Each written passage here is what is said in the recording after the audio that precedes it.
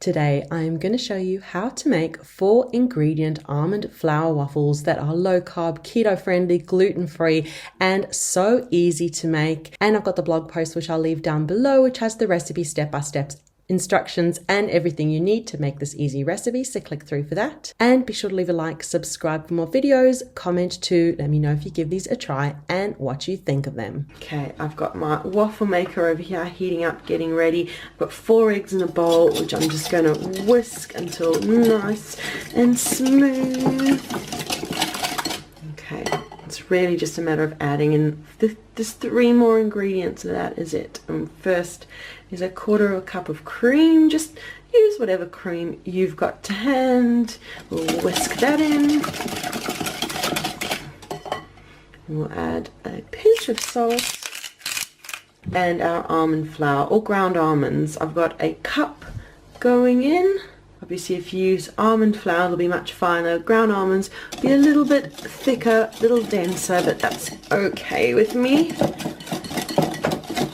See, it just comes together as this beautiful batter. When you start seeing bubbles on the surface, then you know you're good to go.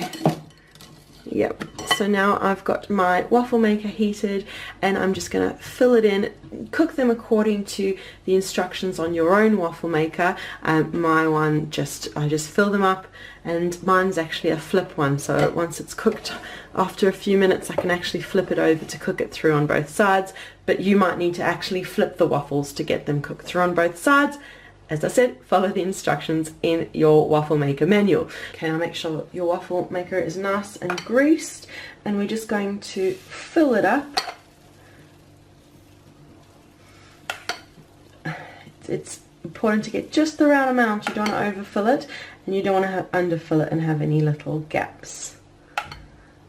So get it just perfect, and this batter makes about 4 complete waffles. Okay, batter is in, made a little bit of mess, but we'll just close it up. And mine cooks for just a couple of minutes aside. I leave it be for 3-4 minutes, and then just check it's set on that side. Turn it over, really just cook it until they're done, and I'll show you my cooked waffles. Okay, I think the waffles are done. Yes, I've got a plate over here ready for them. I like using one of these little egg lifters to get them out without damaging them too much. There we go, 1 waffle. Look how beautiful they look. Oh, and 2, they're hot. And now I'm just going to make the other 2. It obviously just depends on the size of your waffle maker, how many you get. And perfect. So we're going to pop these on and cook our second round of waffles. There we go. Actually, I'll stack these up and we'll get these out.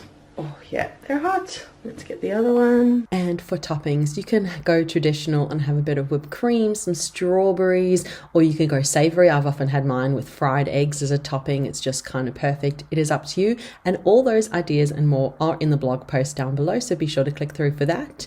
And be sure to leave a like, subscribe for more videos, comment too. Let me know if you give these easy 4-ingredient almond flour waffles a try and what you think of them.